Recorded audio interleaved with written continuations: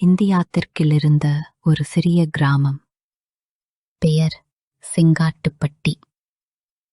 அங்கே எல்லாராலும் மிகவும் பாசத்தோடு பேசப்பட்ட ஒரு பெண் மாலவி. அவள் காலையில் எப்போதும் சுறுசுறுப்பாக, நல்ல மனசுடன் எல்லாருக்கும் உதவி செய்யும்.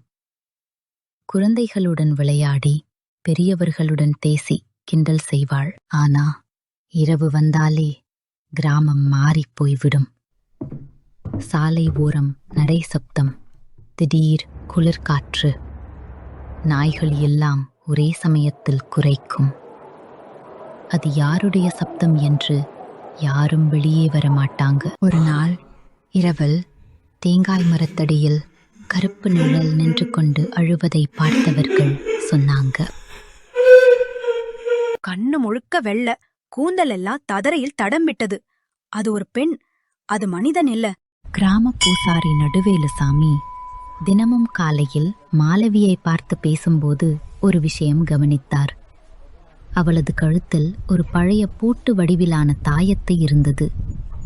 சாமி அந்த தாயத்தை பார்த்ததும் முகம் சுருங்கிவிட்டது. அவர் சொன்னார், இந்த பெண்ணின் ஆன்மா பிளவுபட்டிருக்கிறது. பகலில் மனிதன், இரவில் அவளுக்குள் ஒரு பழைய பேயாவி புகுந்திருக்கிறது. அது மாலவியின் மரணம் நடந்த அக்கா மாலினின் ஆவி. அவள் விபத்தில் இருந்ததும் அவளது பழி நிறைவேறாத கோபம் தங்கையின் உடலை இரவில் கைப்பற்றிவிட்டது. ஒரு இரவு முழு கிராமமும் பூசாரியை அழைத்து வந்தது. நடுவேலுசாமி மாலவியை நடுநிலையான வெளியில் வைத்தார். வெள்ளை பொடி, மஞ்சள், குங்குமம், தீபம் எல்லாம் ஏற்றி விதி தொடங்கியது. அப்போதே மாலவியின் குரல் மாறி கண்கள் கருப்பாக மின்னின. ஆவி கத்தி சொன்னது, என் மரணம் யாராலும் நினைவு கூடப்படவில்லை.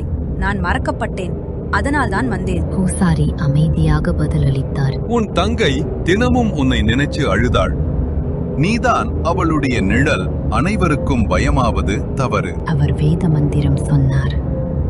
திடீரென்று காற்று சுவை காற்று போல் வீசியது. அழும் குரல்கள். பின்னர் மாலவி மயங்கி விழுந்தாள்.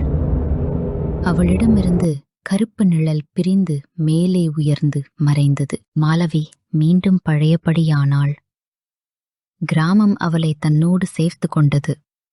ஆனால் அந்த இரவு நடந்த ஒரே ஒரு நிகழ்வு இன்று வரை எல்லாரையும் நடுங்க வைக்கும். மந்திரம் முடிந்த பின் சாமியின் பின்னால் ஒரு நிழல் நின்றது. அது யாருக்கும் தெரியவில்லை.